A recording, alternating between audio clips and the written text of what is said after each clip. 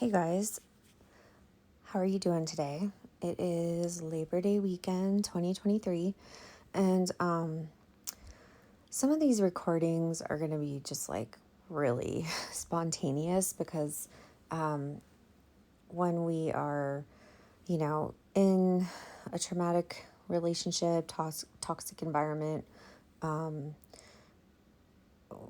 oftentimes we don't have the opportunity to share, and we keep things bottled up or deny them, or we are existing in the fog of the relationship. And when you move out of that, thankfully, you have these moments of, aha, light bulb moments, and they come really fast, kind of out of nowhere, but because of something that has, triggered you, a circumstance that triggered you. And I really want to get these episodes recorded because I think it's important to also, have this type of transparency and, kind of just stream of consciousness as well as structured, topics and more planned out episodes. But this is one of those where I'm just coming at you kind of like out of nowhere. I'm not feeling great. I'm under the weather. And this is what I want to talk about today, this morning, is when you are in a relationship with a narcissist, like I was, how life was when you weren't feeling well, which, as time progressed and the relationship became more common to not feel well than to actually feel well. And when you get some distance from this and you can reflect back and be like, wow, I've been feeling really good for like quite a while now. And I woke up in the middle of the night and I had some really terrible stomach cramps and a headache, and I got sick, and it kind of came out of nowhere. And life happens, right?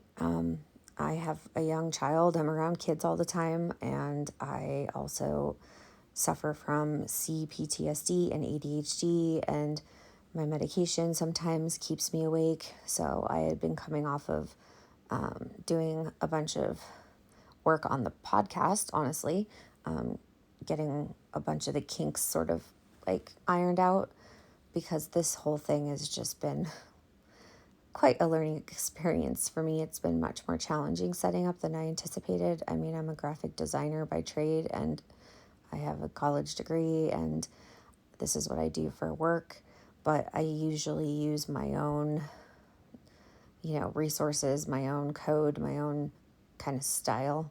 And the way that the podcasting platforms are set up, you're sort of at the mercy of the whole, like, distributing it and getting it out there for others. Whereas normally I just work one-on-one with clients and do my job, and that's that. And so this has been a really awesome, amazing learning experience, but it's also been really taxing on me because I have so much I want to share, and I've been spending just loads and loads of time really just kind of clickety-clacketing at my computer and getting everything just set up the way I want it for right now. I mean, we're still figuring out what type of like mics to buy because when I did my podcast with my ex, he took all of the equipment that I had purchased with him. But that's okay. Like, out with the old, in with the new, right? And we have a much better plan moving forward because we're going to be doing a lot of collaborating with other people and having, episodes where we're guests on other people's podcasts and then likewise them on ours. So it's just been really a lot of work, and I'm doing it all myself. And so, yeah, it's been a journey. So I sometimes just fire up my voice memos on my phone, and it's kind of like, here we go. Let's just see what happens. So anyway, circling back, that's just sort of a little update as to what's been going on behind the scenes here and how everything's getting rolling. But we are also working on, coming up with an intro. I ended up recording some information about crisis text line to have, in case you are not, privy to checking out the show notes. I'm inserting all of the info for crisis text line, which is a organization that I have been involved working with for quite some time now. Gosh, we'll be coming up on like 6 or 7 years now as a crisis counselor. So anyway, let's refocus here. ADHD, woot woot.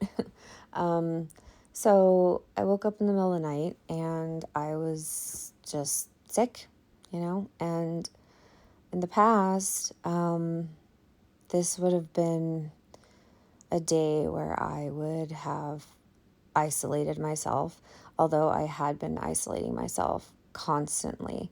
I'd virtually moved down into my finished basement in my own home that I own and my son and I live in. And this person who was also living with us alienated me so much that I had to move out of my own room and down into the dungeon basement, because that was the only place I felt any sort of, peace. And even then, it wasn't peaceful. But if I would have, done what I did last night, it would have been a big deal today. And today would have been a really bad day. I got sick and I woke up my husband and said, baby, I just got really sick and just want to let you know I'm not feeling very good. And he was like, I'm right here. And he held my hand and he just, fell back asleep. And I, got up and down and was sick and this and that. I think it was like 2:00 in the morning I woke up, and I drank some electrolytes and tried to push some fluids, tried to eat a little something because sometimes my medication makes it so I'm not very hungry. So I didn't eat a lot yesterday. And so I was trying to get just some nourishment in my stomach, and I had this pounding headache and it came out of nowhere and I was feeling crazy bad. And I remember, sitting on the couch and thinking just like, oh God, tomorrow is going to be a really shitty day. And I'm like, that's my default because that was my mode for so long. So I was anticipating this just a really crappy day where I would be feeling terrible about myself, guilty that I'm sick. I also have diverticulitis. So I kind of have some pre-existing tummy stuff anyway. And it flares up from time to time. And it did last night. And so I really have no control over it other than to just kind of ride it out. And my child and I have, our own coping mechanisms and game plan of how to approach days like this where, mommy can't necessarily show up, full force. So I make sure to have, meals prepared ahead of time. I have an emergency pack, I guess, for these days. But it was never enough, right? It was just never enough. And these would be the days where my ex, would just thrive. He'd be like, I am the hero. I do everything. I do everything around here. And he would keep score of all this stuff, right? Because I do struggle with panic attacks, depression, anxiety.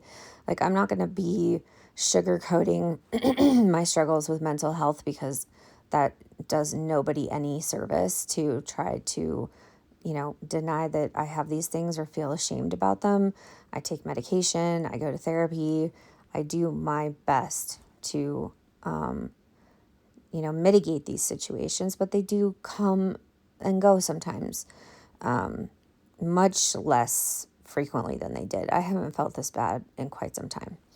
And so I was sitting downstairs, like I said, in the living room, and I just felt really conflicted because I was like, why do I feel this way? Like, I'm safe now. Like, I'm away from this. I have a supportive husband. I have an amazing kid who's super duper self-reliant. He's never, not able to have me there if he needs me. Like, no matter how sick I am, I'm going to get up and I'm going to take care of whatever he needs. But I have a partner now that I can lean on and not fear or feel like I have to be over apologetic because I'm, frankly puking my guts out and not feeling good or like shitting myself or something. Like, I mean, it's really bad. Like, it's not a fun situation. And it's humiliating in its own right. The way I get sick, it doesn't make you feel good. And it really, you're like, I can't be 10 feet away from the bathroom. It's really vulnerable. You become vulnerable in these times. And these are the times that the narcissist loves to just fuck you up emotionally or physically. And I had some physical stuff done to me during these times where I would be trying to sleep and rest, and he would fly downstairs because he was, pissed off that I was still in bed or something like that, or that I made him go to the store, not made him, God, I need to, that I had requested him to like go pick something up from the store. This was before I figured out Instacart and all that good stuff, and we'll talk about ways to sort of like ease the burden and take back a little bit of the power so they can't use that as a power play. Like, oh, hey, well, I do all the grocery shopping because you have to work at home, or you do this or that, and guilt trip you.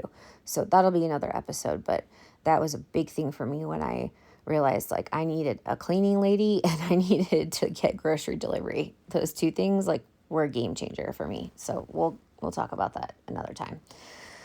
So let's see, where was I? I get a little confused sometimes, especially when I'm tired. But yeah, the physical thing. So he would come down and he knew that I get migraines when I have these intestinal episodes. And he would like turn all the lights on blast, and then he'd come and he'd tear all the covers off me. And he was always constantly abusing me about my weight. And we'll explore that in my part 2 recording that I have coming up here soon about the devaluation phase of the narcissistic abuse cycle, because that was the worst and it's probably the darkest, because this is how you pay the piper, so to speak. This is when shit goes down, is in this phase. So at this point in time when things got like this, he would throw the covers off me and just be like, you're so effing fat and disgusting, and call me like the C word, and like just he loved calling me disgusting and ugly and fat, right? And when I met him, I was actually getting out of my marriage and kind of struggling with like keeping weight on. So I was quite skinny, like skinnier than I'd ever been. I wasn't like healthy. And during the course of our relationship, I did gain a significant amount of weight, and that is also for another episode, is how these things take a toll on your health. Because for me, that was huge. And the last thing he ever said to me was, you gained 100 pounds, you fat fucking cunt, basically. That's a quote.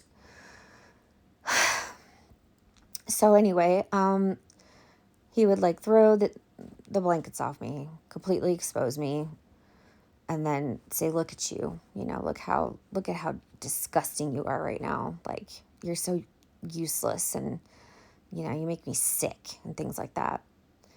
And I'd just be, paralyzed with fear. One, because that's domestic violence. Two, I was sick. And three, I knew that I was at his mercy, so to speak. So he would come and have his little tantrum or whatever. I used to call them tantrums because he's a man-child. And I would start to cry, and then he would just leave me there. And I would text him to try to apologize for being sick, say things like, what can I do to help?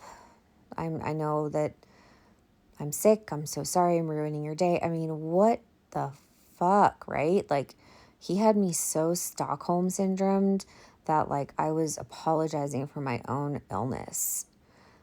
But whenever he was sick, it was like, oh, could you make me, like, your chicken soup? Because I make chicken soup with, like, a whole chicken in the pressure cooker. So it's like fresh chicken stock, bone broth with, like, veggies. I make this awesome chicken soup, and it really is like chicken soup for the soul. And it takes me a while to make it.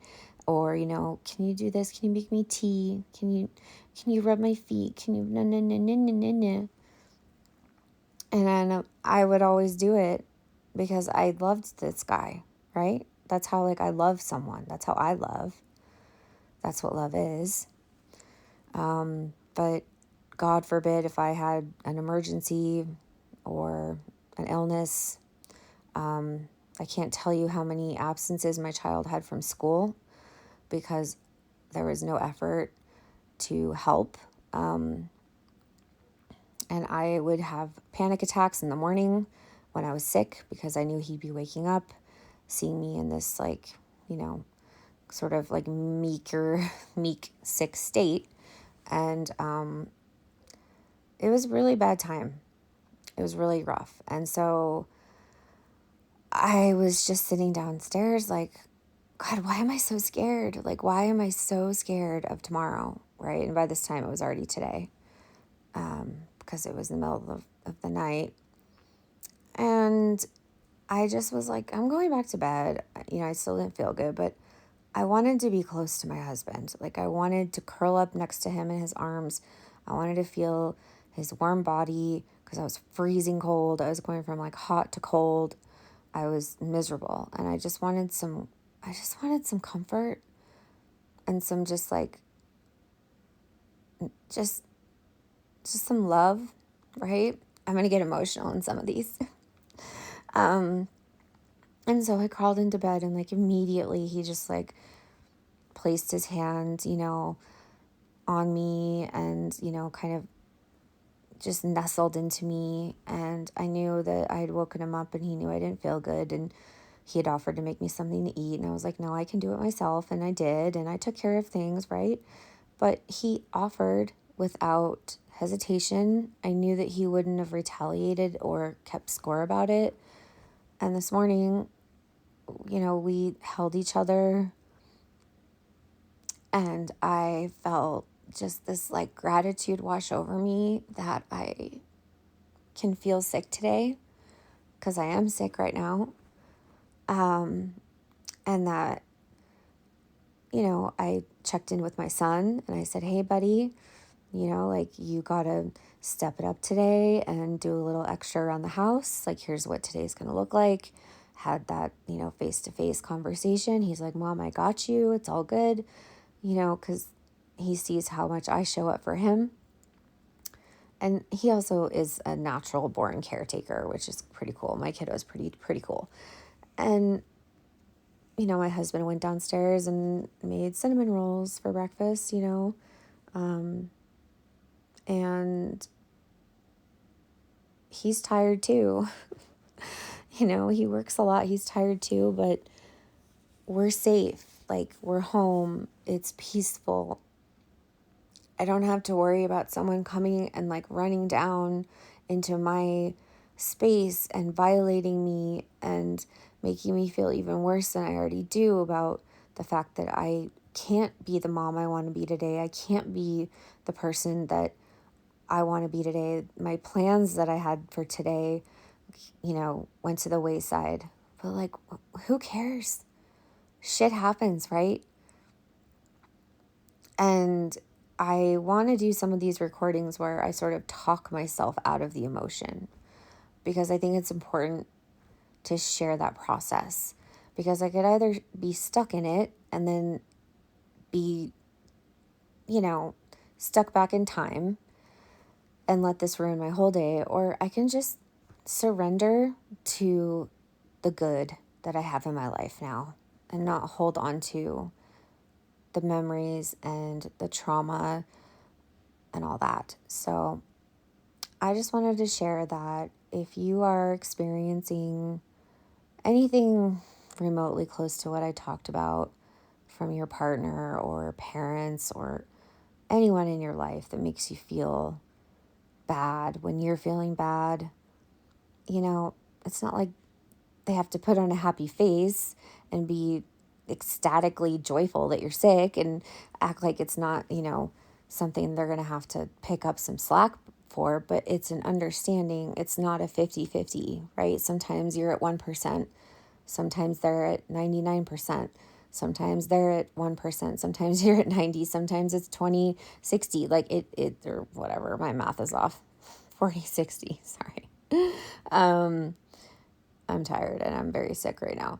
But it's never like the same, and it shouldn't be an expectation of from people that are healthy in your life. So I encourage you today, if you somehow stumble upon this and it resonates with you, just look within and know that you're doing it. Like, you're having a bad day. Somebody might be making your day worse. If you're experiencing fear or you are in fear of your safety, call 911. Call a friend. Make sure that you, above everyone, is safe, because you are what matters. You and your children, they are the priority, right? But like they say on the plane, you always got to put your oxygen mask on first before you put it on anyone else. Because if you don't, you're worthless. So take care of yourself. And I hope that this maybe inspired you to see that if you are going through this, it's very wrong. And it is abuse. This is abuse, domestic violence. It is abuse, what I experienced, and I experienced it frequently. And I'll do a whole nother episode on health and how,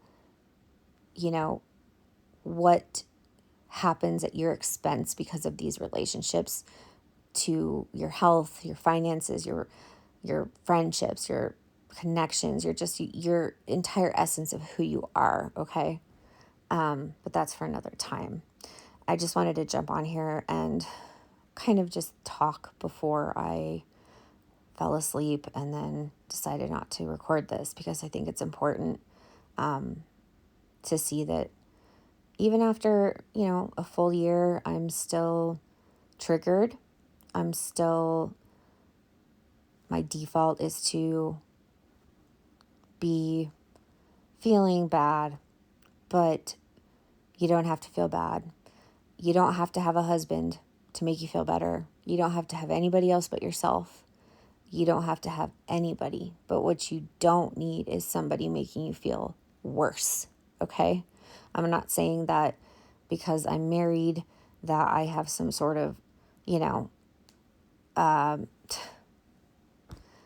don't know the word I'm looking for, that I'm in some better space than anyone else would be. Like, I would be happy just not even having him, my ex, here.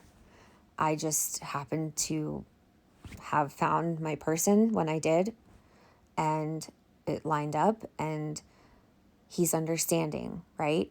but he's also another party that is involved in it. If I was alone, I would be just fine, probably anyway, because I wouldn't have to worry about anyone else seeing me.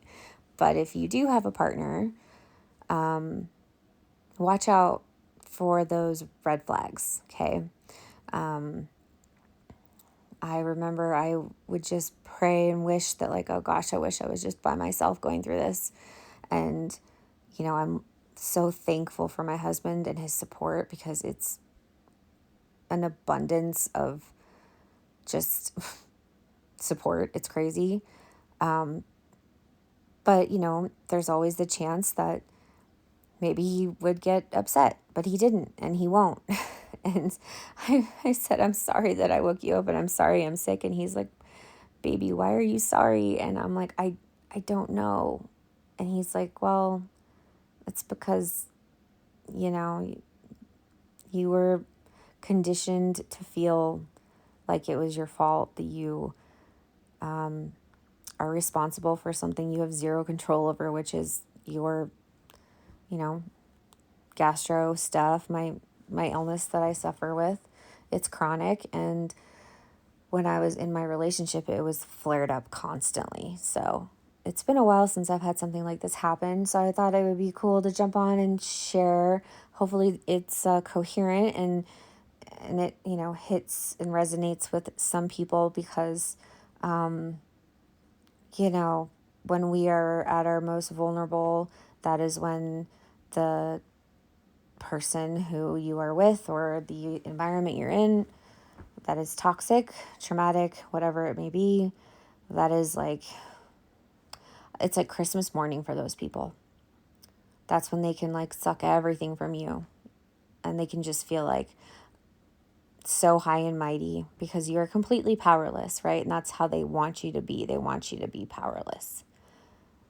So anyway, wish me luck that this passes, because tomorrow's Labor Day and I would love to have a fun day with my family. But hey, if it doesn't, I'm not going to beat myself up.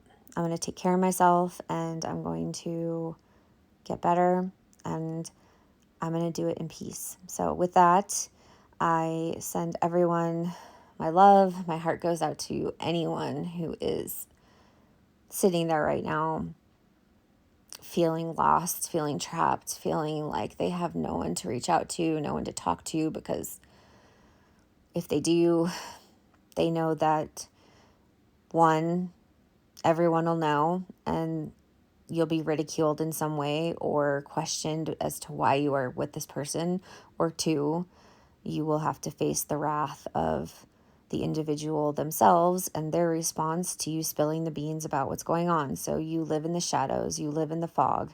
I used to say, I live in a fishbowl. I live in a fishbowl. And that's what my life felt like, was just living in this foggy fishbowl, where my reality was just this tiny little bubble, and the world around me was, it was foreign, because I couldn't reach out and tap into it. So, like I said, I support Crisis Text Line. If you are in crisis right now and experiencing that, please reach out to them. This is not a plug for them. I don't make money from this. I volunteer as a counselor for them. I just find it to be, I've been doing it for so long. It's such a powerful platform. There's the domestic violence hotline, and then there's us. There's me. My contact information is in the show notes.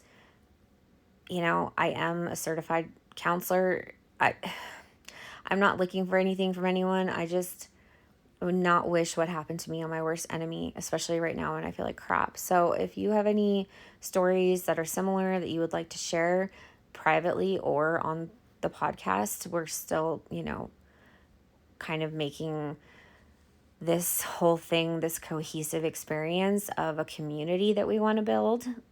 We don't just want to make it about us. We want to make it about you through our experiences, and, kind of form this army against these people, these toxic, narcissistic, terrible people, in the form of community and love and service and education and being vulnerable and taking control of our lives back. That's how we wage the war on these people.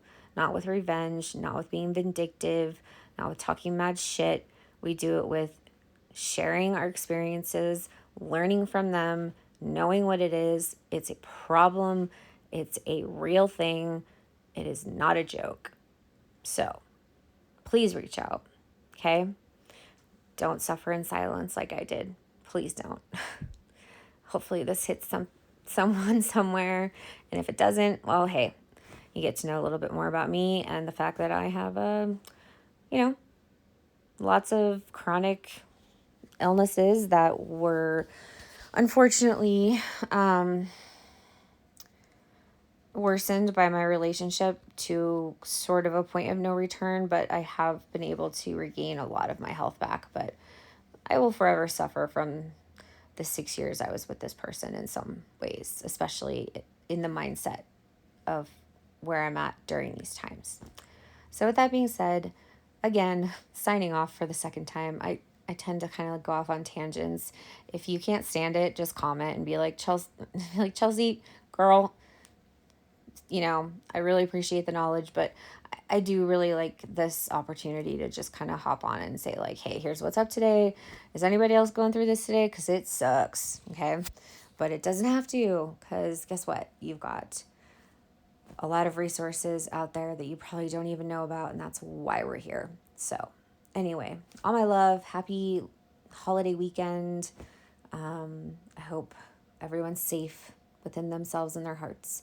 Take care, and I will be posting the second part of my story, a little more in depth here shortly. It's a process to get organized, but that's going to be a doozy of a recording for me too. This is also not like the easiest project, but it's very therapeutic in its own way.